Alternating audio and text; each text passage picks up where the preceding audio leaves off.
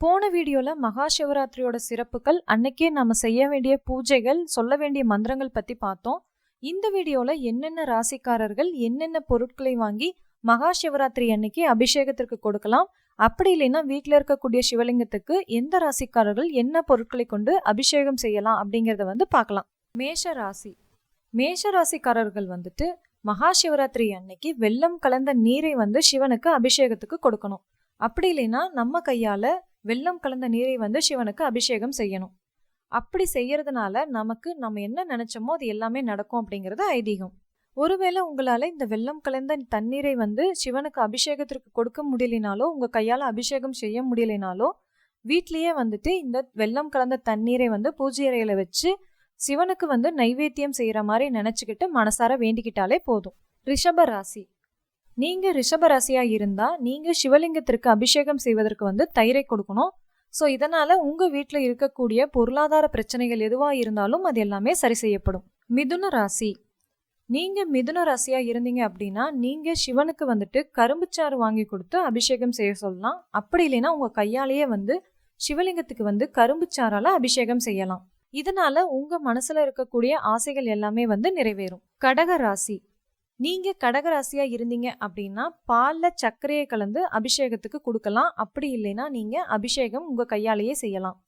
இதுக்கப்புறமா நீங்க மந்தாரை பூவால சிவனை அலங்காரம் செஞ்சீங்க அப்படின்னா நீங்க என்ன நினைச்சீங்களோ அது கூடிய விரைவில் நடக்கும். சிம்ம ராசி. நீங்க சிம்ம ராசியா இருந்தீங்க அப்படின்னா பால்ல சிவப்பு சந்தனம் கலந்து அதை கொண்டு போய் லிங்கத்துக்கு அபிஷேகம் செய்ய கொடுங்க. அப்படி இல்லைன்னா உங்க கையால அபிஷேகம் செய்யுங்க.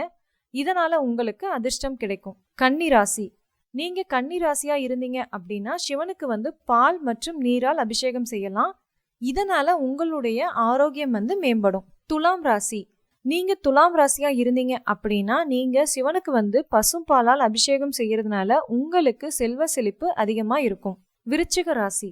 நீங்க விருச்சிக ராசியா இருந்தீங்க அப்படின்னா நீங்க சிவனுக்கு தேன் அல்லது சர்க்கரை கலந்த நீரை கொண்டு போய் அபிஷேகத்துக்கு கொடுக்கணும். அப்படி இல்லைன்னா உங்க கையால அபிஷேகம் செய்யணும். இது செய்யறதுனால உங்களுக்கு எவ்விதமான கஷ்டங்கள் இருந்தாலும் அது எல்லாமே நீங்கி நன்மை கிடைக்கும். தனுசு ராசி. நீங்க தனுசு ராசியா இருந்தீங்க அப்படின்னா சிவலிங்கத்திற்கு குங்குமப்பூ கலந்த பாலால் அபிஷேகம் செய்யணும். அப்படி இல்லைன்னா அபிஷேகத்திற்கு கொடுக்கணும். சிவ பஞ்சாட்சர மந்திரத்தை இந்த காலத்துல நீங்க படிக்கணும். இதனால உங்களுடைய வாழ்க்கையில இருக்கக்கூடிய அனைத்து கஷ்டங்களுமே நீங்கும். மகர ராசி. நீங்க மகர ராசியா இருந்தீங்க அப்படின்னா மகா சிவராத்திரி அன்னைக்கு சிவனுக்கு நல்லெண்ணெய் கொடுத்து அபிஷேகம் செய்யலாம். அப்படி இல்லை அப்படின்னா உங்க கையாலேயே அபிஷேகம் செய்யலாம். வில்வ இலையோ வில்வ பழமோ எது கிடைச்சாலும் அதை கொடுத்து நம்ம இறைவனை வழிபாடு செய்யறதுனால நமக்கு எல்லாத்துலயுமே வெற்றி கிடைக்கும். கும்பராசி.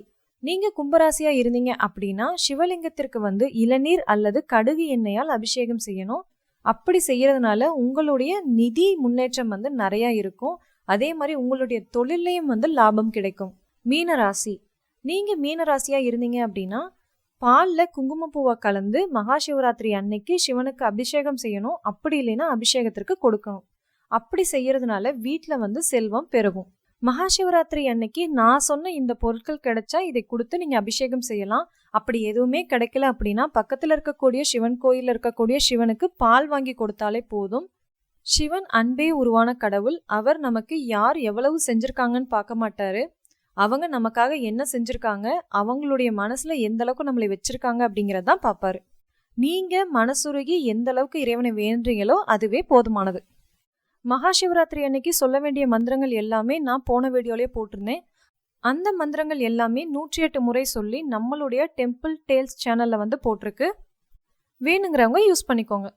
அதே மாதிரி ஒவ்வொரு மாசமும் அப்ஜித் நட்சத்திரம் என்னைக்கு வருது அப்படிங்கிறத நம்ம சேனல்ல போட்டுட்டு இருக்கோம். ஸோ நம்ம சேனலை மறக்காம சப்ஸ்கிரைப் பண்ணாதவங்க சப்ஸ்கிரைப் பண்ணிருங்க.